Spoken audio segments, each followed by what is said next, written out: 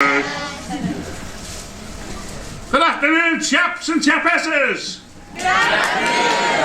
My name is Brian Jacques and I come from England. From a city called Redwall. And who's got the best soccer team in the world? England. Get out, you swine.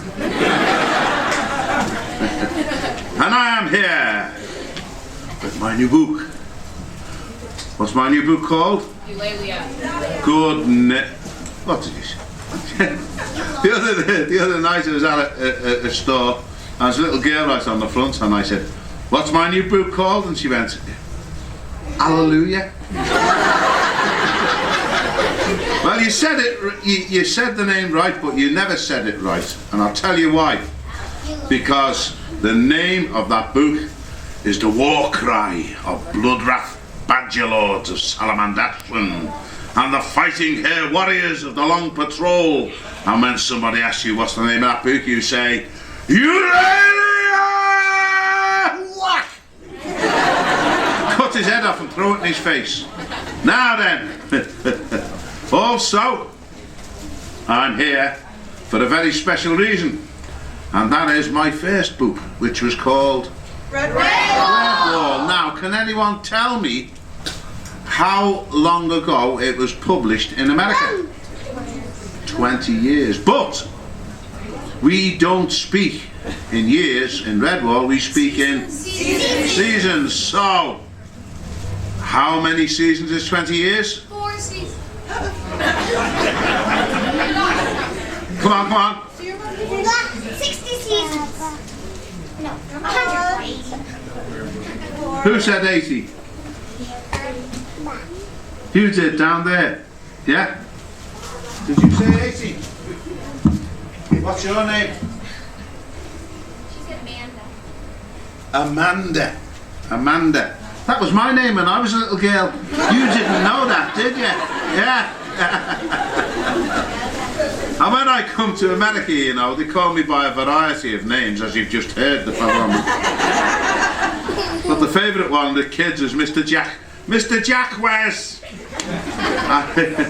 I don't mind. I like it when I'm down by the Mexican border, because then I'm Mr. Hacker. I like that. But the kids always ask me the same question. Mr. Jacques, when did you decide to become an author? They say author over here, don't they? Instead of author. You know, Arthur was the king who pulled us sword out. I learn new American words every day. Do you want to hear my latest one? Yes. Absolutely. I said that just like an American, didn't I? Absolutely. Please, if you're going to take cameras, will you please turn the flash off? Yeah, it came back on when I turned it. Turn it off, please, because I've had my eyes damaged by cameras. Right. And that's it, you know, when did you decide to become an author? It's a question. That's ridiculous, you can't answer it. It's like saying, when did you decide to become a kid? Isn't it? But you've got to answer all the questions. So I say, yes, I can remember the very day when I decided to be an author. I remember that morning I leaped out of bed and I said, "Ha-ha! Today I shall become an author! And I will off and off and off and off." See? The relevant question should have been how. How do you become an author? And I can tell you how to become an author. I can tell you in one sentence. Not one of these great big long books, How to Become an Author, Writing Made Easy and all that kind of thing. I can tell you in one sentence how to become an author. And I know there are young people sitting here today who would like to become an author, aren't they? Yeah? That's it. So I'm going to tell you the secret, and this was how I learned.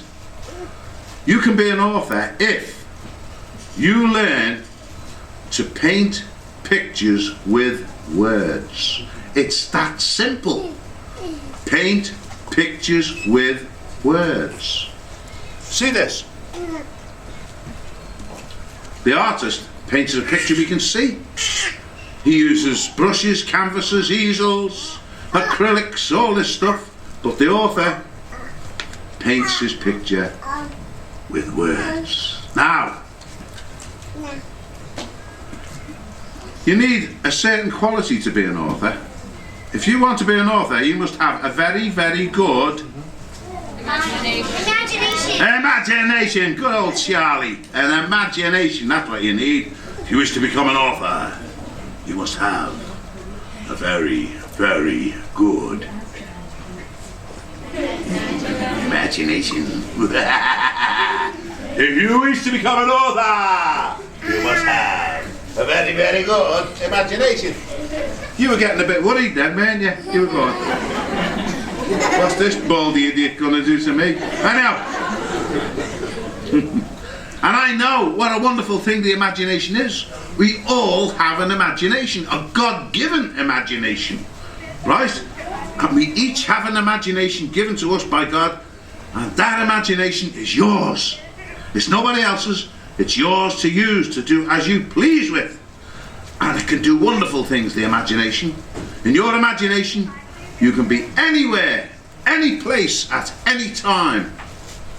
And I know that young people who attend school use their imaginations, don't you? Yes, Mr. Jacques, we all use our imaginations. Don't you use your imaginations? Don't you? You're bullying me, pal. Right. I know they do. Because I've been in schools all over the world. And I can walk into a school. Right in the middle of a lesson. I can walk into a classroom. And I can show you that young person who's using his imagination. Yeah, you can see him right away. There he is, like that. Remember that when you were at school? Like that, aren't you? And there's a teacher's voice coming down your ear from about 200 miles away going, and then in 1757 the British landed. You're like that. I wish that I was at home, because I could be watching the television now. Bugs Bunny's on, and I like Bugs Bunny. Look closely and you see a seagull flying through, you know. I like Bugs Bunny, yeah. Yeah, you must have took the wrong time to Albuquerque. What's up, Jack? Is that you? Hello, Mum. I'll be home in a minute. I hope you're baking something nice for dinner. Right. Is it all switched off now? Good. Where was I? What was? Shut up. What was I? Yeah. I decided to use my imagination in a totally different way. When I wrote my first book, Redwall, I never said, I am going to write a book what will be called Redwall, and I will give it to a publisher and make $1 squillion. Whoopee! I never said that. I wrote this book, Redwall, for some special children. The children of the Royal School for the Blind in Liverpool.